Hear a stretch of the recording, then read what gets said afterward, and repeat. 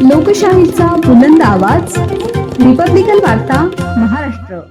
राष्ट्रवादी अजितदादा पवार गटाचे उमेदवार आशा खरात आणि प्रशांत खरात यांच्या वतीने विराट मोर्चाचे आयोजन. जिल्हाधिकारी कार्यालयावर धडक मोर्चा. बातमी नाशिक येथून.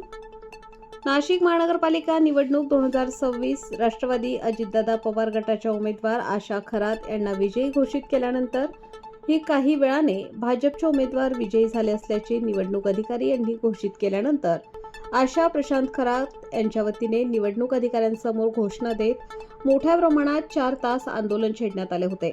त्यानंतर निवडणूक अधिकाऱ्यांना बाद उमेदवाराला कोर्टात न्याय मागा, आम्ही फेर मतदान करणार नाही असे सांगितले असता आज दिनांक 20 जानेवारी रोजी असंख्य मतदारांसह आशा प्रशांत खरात यांनी नाशिक जिल्हा आधी कार्यालयावर मोर्चा काढण्यात आला.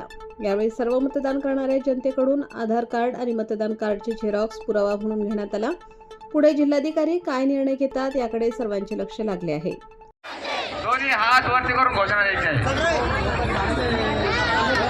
सगळे जे मतदार आहेत सगळे झालेले आहेत.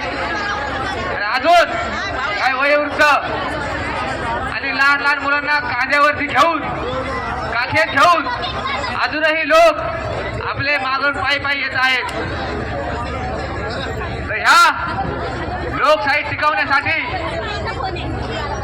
संविधान टिकवण्यासाठी आणि आपलं मत चोरीला जाऊ नये यासाठी निवडणुका बॅलेट पेपरवर झाले पाहिजे का नाही झाले पाहिजे?